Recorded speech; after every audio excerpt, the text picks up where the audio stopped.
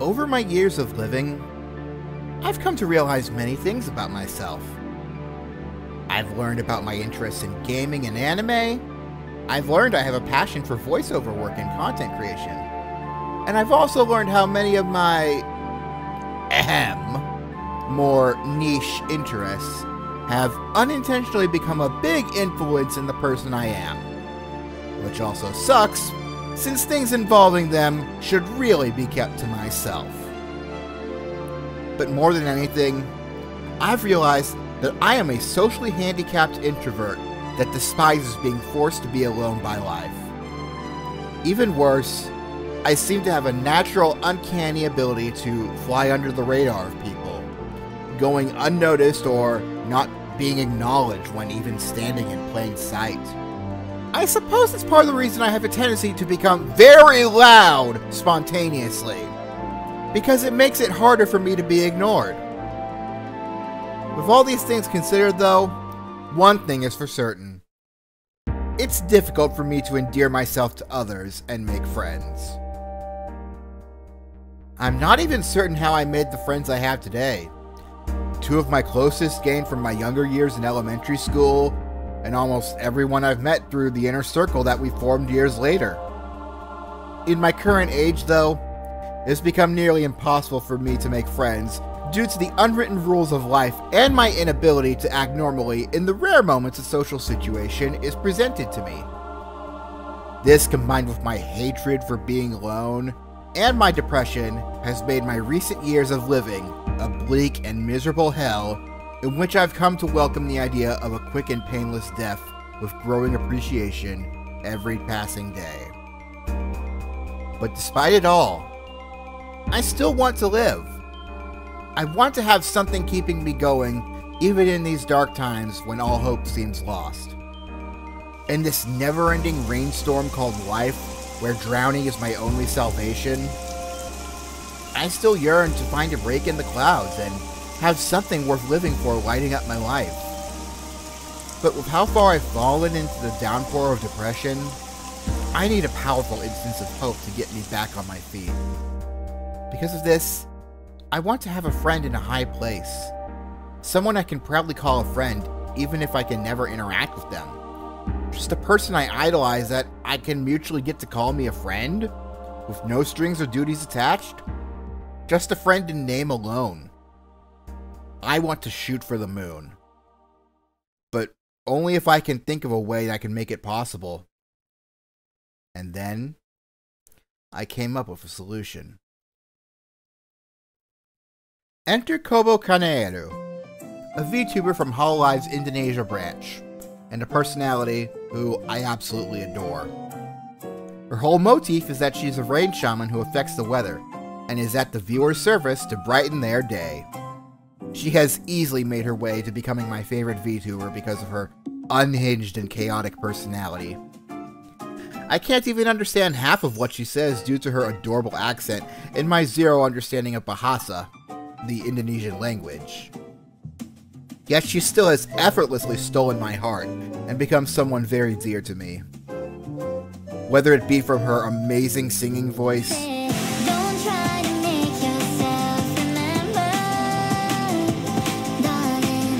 priceless reactions,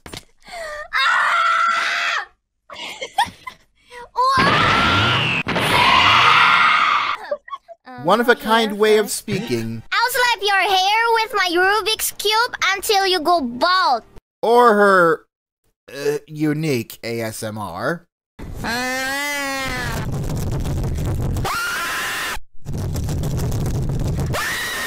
I've come to love everything about this blue Kusogaki. She's become more than just an entertainer or an idol to me. She's someone I can relate to. Someone whose mere presence puts me at ease and soothes my worries.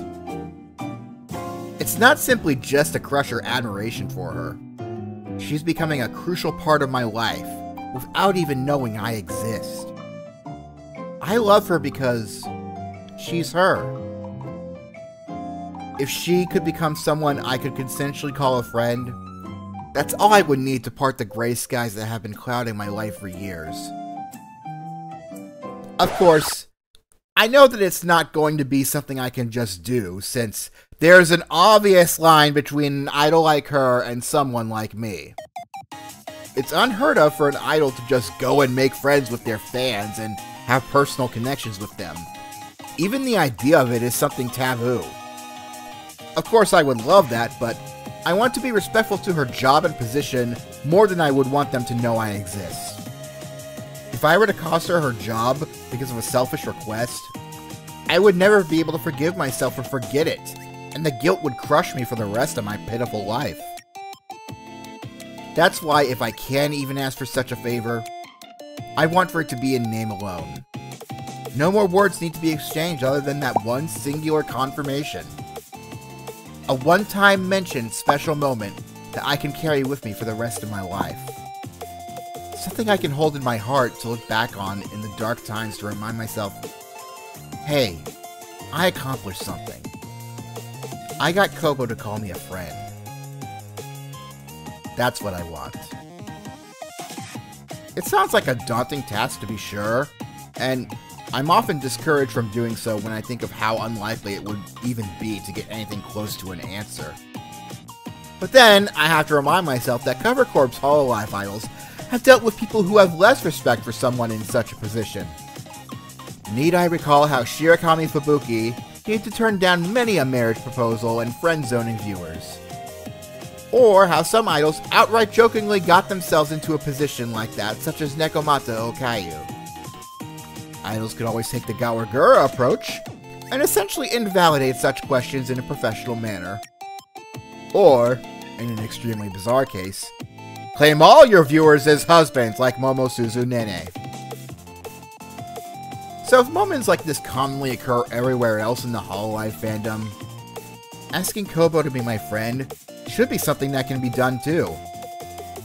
And if not, well, at least I can say I tried and place this particular instance up next to all my other similar failures in life. That, of course, leads to the big question. How do I ask Kobo if I can call her my friend in name alone?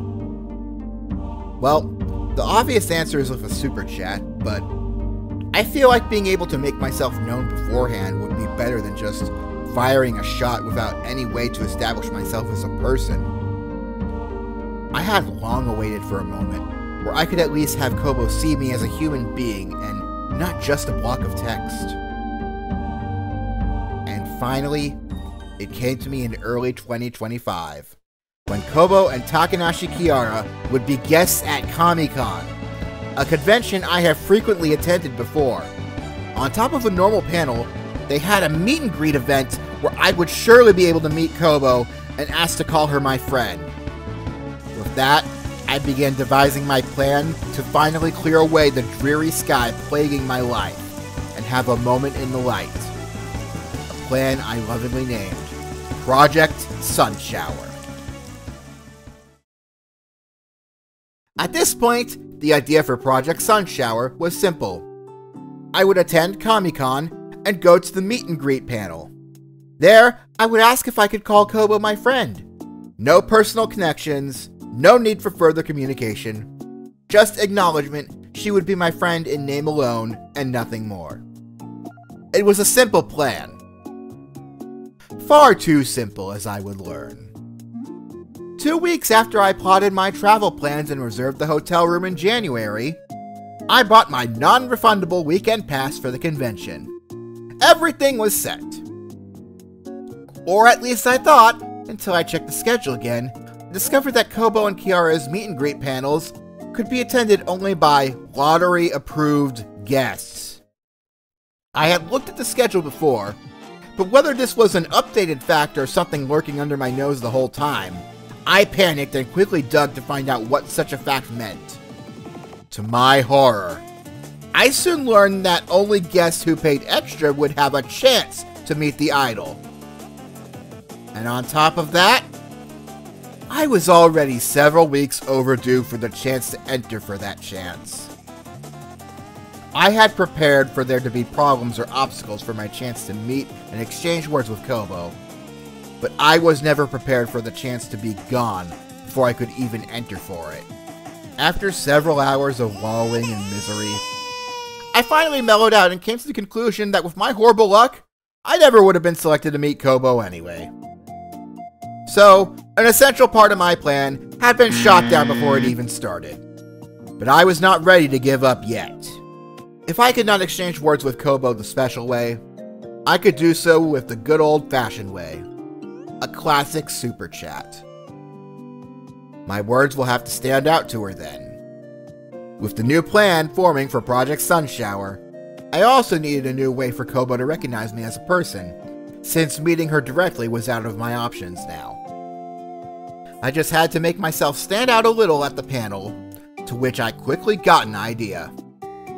Less than $1 spent at Walmart later, I had a big old poster paper.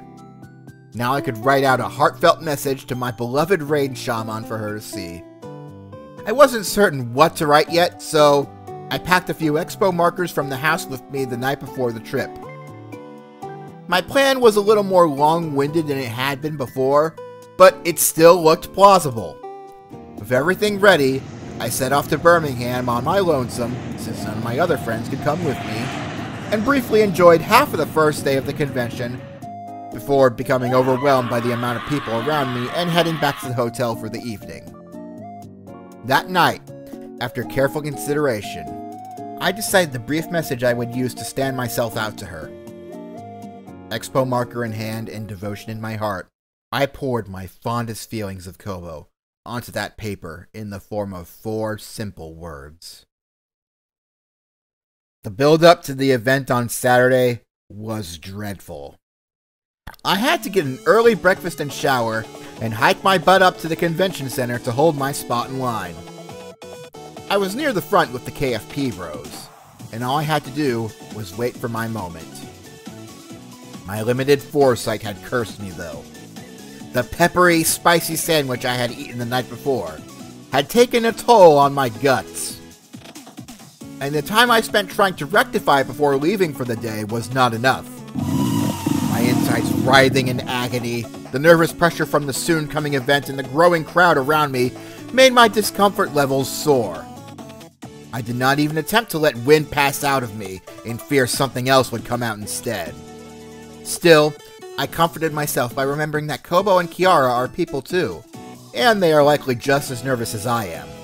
Finally, the moment was upon us, as we entered the auditorium, and I unfolded my heartfelt message, earning a few remarks from those around me. We sat down and roared with applause as the 2 idols appeared and introduced themselves. Of course, I only decided to periodically hold up my sign so as not to obnoxiously block the view of anyone behind me constantly. You've got to be respectful to everyone in the same place as you know? To my delightful surprise, there was a brief Q&A at the start of the panel. A chance to fully have the attention of Kobo and Kiara, as they would see me as an individual with a question. I quickly worked out that I would not ask a question about friendship, as this opportunity should not be used for such a selfish reason. But surely I would get acknowledged by Kobo for my words of admiration if I was up there. Of course, it didn't matter since I wasn't selected. Again, my natural bad luck and undesired invisibility strike again. But I don't resent anyone who did get the chance to go up and feel important. Being validated and included is something everyone should be able to feel. To my horror, though, Kiara said something that made my heart sink yet again. Their view of the audience was mirrored. Oh, for crying out loud! Now I knew it was damn near impossible for Kobo to know my feelings. Even if she happens to understand English well enough to read my sign through my atrocious handwriting and scaling, it'd be damn near impossible for her to read it from someone sitting in the second row and written backwards to her. All it would look like to them was some overweight loser in shorts with a Hatsune Miku hat holding up a piece of paper with a bunch of chicken scratch on it. If I weren't in the presence of 2 beloved figures of mine, I would be distraught. Regardless, I was still able to enjoy the rest of the event, where they butchered a map of the US, gave part of my home state of Florida to Mississippi, sang Sweet Home Alabama, and do some of their original songs to my delight. Those 90 minutes of bliss soon ended, and I was concerned I couldn't get my message to Kobo. So I did the most logical thing I could do and post a picture of it on Twitter for her to hopefully see. And to point out why this is a big deal for me, I despise Twitter. It has become such a terrible and bleak place due to some ultra-wealthy political figures that will go unnamed. And going back there is on the list of the last things that I would like to end up doing. But I did it for Kobo. I made that post, and I constantly check back to see if the microscopic chance of her acknowledging it has happened. I do it all because I want her to know I exist, and I want to call her my friend. The rest of the convention was uneventful. I stayed away from the meet and greet despite my most desperate desires, because I was in no way entitled to an audience with Princess Kobo. It's painful, but that's just how being respectful to the rules works. I didn't have as much fun at the convention as I had wished for, but I got to meet up with a friend I hadn't seen for a long time, and those 90 minutes of just getting to see Kobo be herself were more than enough to make the trip worth it. At the time of writing this, aka I'm sitting in the Birmingham airport waiting to go home, at least at this point, the initial phase of Project Sunshower has scraped by with success. My next goal is to get Kobo to read a Super Chat message, and only the highest tier of Super Chat, so I can convey how much I want to stand out. I don't feel too bad about doing this since I only spent about $45 on non-essentials during the convention. So any money I would have put out for merchandise will be going to this cause instead. When next Kobo does a Super Chat reading stream, that is when I will initiate the final phase of Project Sunshower, by sending her my dearest wish. Hi Kobo, it's great to see you. I saw you at Comic-Con in the front with a huge sign you could not read. It said, Kobo is my sunshine. I know you can't get close with fans, and that's okay. If nothing else, may I call you my friend in just name? It would mean everything to me. March 13th, 2025. Another sleepless night, and my queue has been issued around 5 a.m. when I find Kobo has suddenly gone live with a free talk stream after a month of almost zero channel activity. I need to take the chance now. The doubts inside of my heart reach a climax. I'm of course preparing for a bad outcome in the worst case, but what will I do if it actually happens?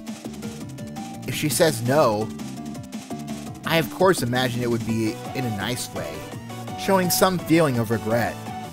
I mean, I doubt she'll just ridicule me outright. She's not that kind of person. What if my message doesn't even reach her? Do the Super Chat messages get monitored by Hololive moderators, and would my message violate some unknown rule? I know there's a lot of security around their business, so the idea doesn't sound too foreign. Or the worst possibility of all, will I be ignored? Will my curse of being unseen and unknown follow me even after going out of the way to make myself known to her? This possibility doesn't seem likely, but I don't know if I'd try to reach out to anyone ever again after being glossed over that hard. For all I know, maybe none of this is a big deal for her at all, and making a video essay about an experience of me trying to overcome the hurdles of my social disability is just unnecessary overkill. But no matter what the outcome, I don't want my feelings for Kobo to change for the worse because of this. Even the possibility of that happening is dissuading me from doing this. But my desire to reach out to her is even stronger. I just don't want to regret putting Project Sunshower into motion. My resolve is firm. As soon as I can, my broke ass is dropping that red super, no matter what happens. I've made my choice. Coba kita random si Coba nih Fikri ya, kamu nih. Fikri udah itu doang deh, udah. Biar semuanya nggak jelata, udah biar semuanya senang. Chaos Maelstrom. Hi cowboy, it's great to see you. I saw you at Comic-Con. In the front with a sign you could not read. It said, "Cowboy is my sunshine." Ah, thank you. I know you can't get close with fans, and that's okay. If nothing else, may I call you my friend in just name? It would mean everything to me. Aww. Wait. Thank you. First of all, thank you for the first super chat. But wait. So you mean like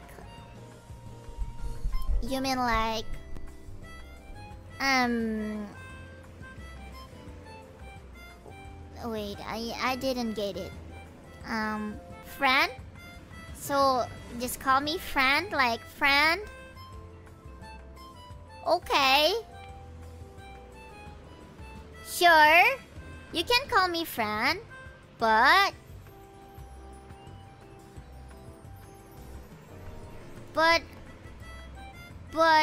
I don't know how to treat friend.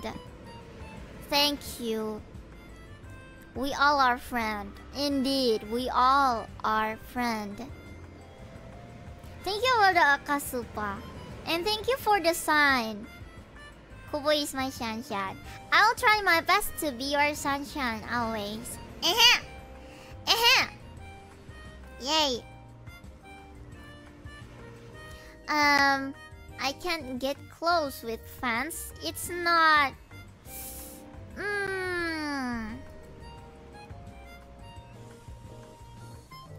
It's not... not too close, I guess. But the closest I can get with my fans is by playing together. Like membership. Playing with membership. Yes. Because I usually play with my membership with voice chat on. It was all worth it. I poured my heart, soul, and all of my feelings into that super chat. And I got a response that I could only fantasize about before. For just 2 minutes, I felt like the most important person in the world. I'm still writing this just after it happened, and I'm still overcome with emotion. The tears of happiness are real. My mind went blank when she read out my name. Chaos Maelstrom. And I felt my heart leap out of my chest. I don't care what it cost me or if it wasn't exactly what I wanted. The fact is, I got confirmation. So, just call me friend, like friend? Okay. Sure. You can call me friend. And that's all that mattered to me. I can now say with confidence that a public figure who means the world to me agreed to be my friend. Will anything come of this? Almost certainly not, but I know that. I'm more than happy with how things turned out. I was seen. And that alone meant everything. This is one milestone that will stick with me forever. The story of my internal struggle to make a friend with someone way beyond my reach, and how I got a result that made me happy. If I have one regret, it's that I couldn't fully convey all my feelings to Kobo in just 270 characters. But even a 10,000 character super chat couldn't possibly capture everything I want Kobo to know. It would take a video essay to get that information out. And that doesn't even include some of the stronger feelings I have. Those are best kept to myself for various reasons. Regardless though, Project Sunshower has ended in success, and the gloomy skies have cleared up enough to make me eager to keep going. To end things off, I'll leave one final message that will most likely never reach the intended recipient.